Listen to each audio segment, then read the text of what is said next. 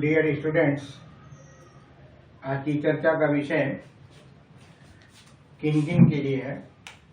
Already mentioned है for NEET, JEE, BSc and intermediate students. Problem किस पर based है? ये प्रॉब्लम है कार्बोकेटाइन की स्टेबिलिटी पर बेस्ड है।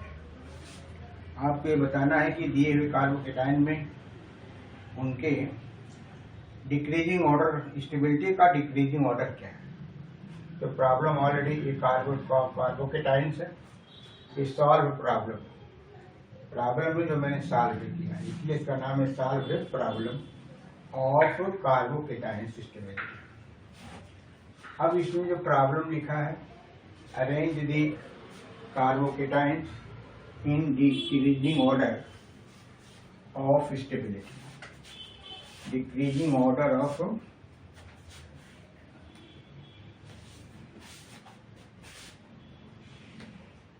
stability।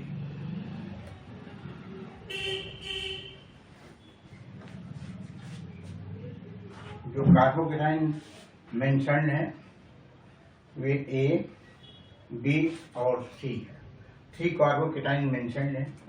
ये सभी कार्बोकेटाइन्स 3 डिग्री कार्बोकेटाइन्स है, ऑल और 3 डिग्री कार्बोकेटाइन्स।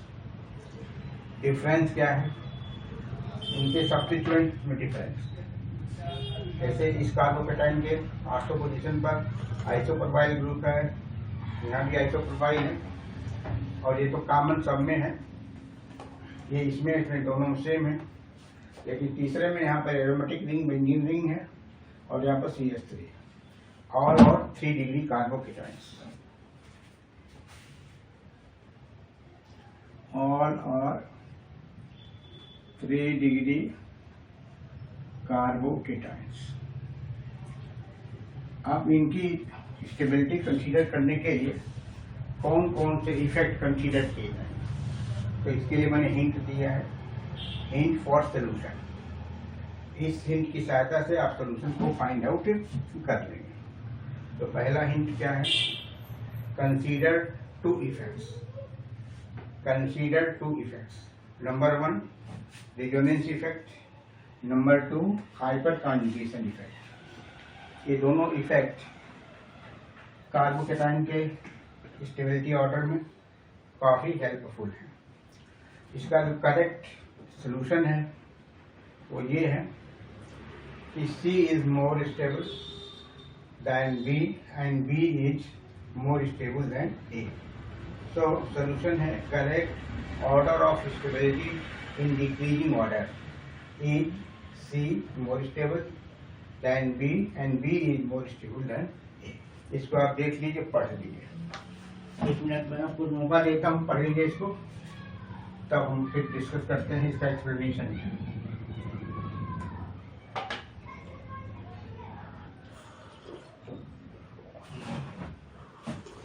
एक्सप्लेनेशन अब बताना है।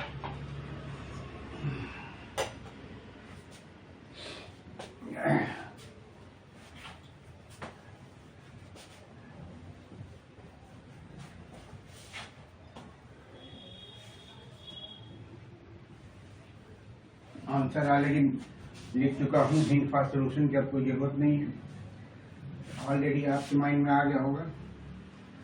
अब हम एक्सप्लेनेशन डिस्कस करेंगे, यानी उसका रीजन क्या है।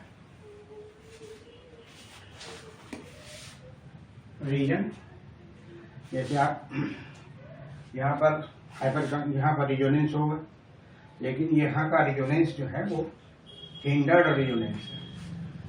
जैसे hindered resonance, hindered resonance reason क्या है? Because of steric factor, because of steric factor. Steric factor किस ग्रुप के कारण? इस आइसोप्रोपाइल ग्रुप के कारण। यहाँ भी आइसोप्रोपाइल ग्रुप है, इसमें रिजोनेंस तो अलाउड है, लेकिन हिंडर्ड रेजोनेंस अलाउड है क्योंकि स्टेरिक फैक्टर इफेक्टिव है। क्योंकि आप जानते हैं कि ये पाई इलेक्ट्रॉन जब इधर आएगा तो पाई इलेक्ट्रॉन जब आता है तो पाई इलेक्ट्रॉन के साथ इलेक्ट्रॉन क्लाउड होता है, पाई इलेक्ट्रॉन क्लाउड होता है, और वो pi electron cloud above the plane and below the plane दोनों तरफ होता है। तो जब वो मूव करेगा इस डायरेक्शन में जब आएगा तो ये दोनों जो आइसोप्रोपाइल सब्स्टिट्यूएंट आइसो पोजीशन पर हैं वो इसको रोकेंगे, इसलिए बोला hindered resonance effect because of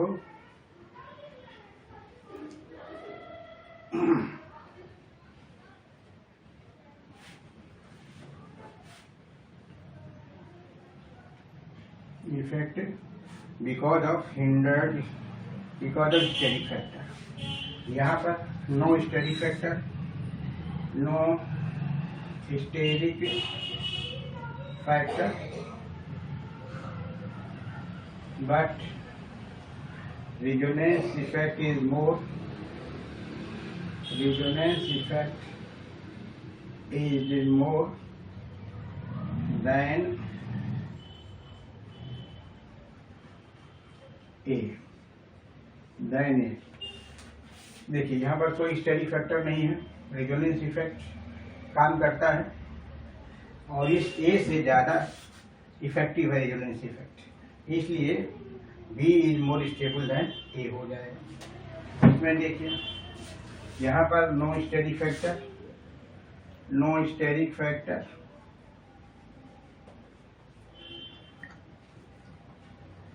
resonance effect is maximum, resonance effect is maximum,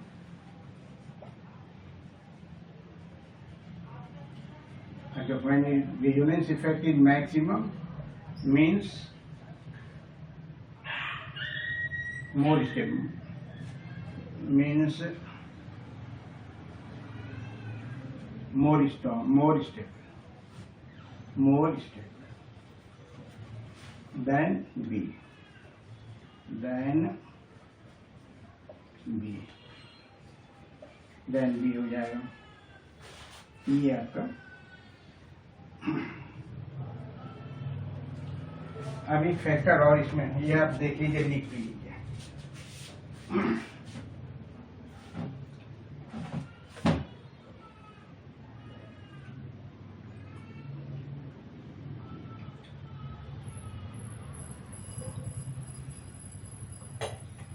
इसमें कार्बोकेटाइन सेंटर से दो तरफ जो मिथाइल ग्रुप प्रोजेक्टेड हैं, इनमें रीजनेंस वो hyper conjugation step, hyper conjugation effect इसमें और इसमें सेम हाइपर कॉन्जुगेशन इफेक्ट। यहाँ पर हाइपर कॉन्जुगेशन इफेक्ट उतना इफेक्टिव नहीं है, यहाँ पर less hyper conjugation effect but highest resonance effect. तो ऑर्डर क्या हो जाएगा, जैसा आपको मालूम है कि रेजोनेंस स्टेबिलिटी के बहुत सारे फैक्टर्स हैं, इसमें हम दो यहाँ कंसीडर कर रहे हैं, रेजोनेंस इफेक्ट और हाइपर कॉन्जुगेशन इफेक्ट। इन दोनों इफेक्ट में रेजोनेंस इफेक्ट डोमिनेटिंग होता है in comparison to the hyperconjugation effect, और चूंकि डोमिनेटिंग फैक्टर है इसलिए C is most stable. Hence order of stability already mentioned है, order of stability in decreasing order is decreasing order is C is most stable than B, and B in turn more stable than A. So this is right answer to the problem. Thank you very much.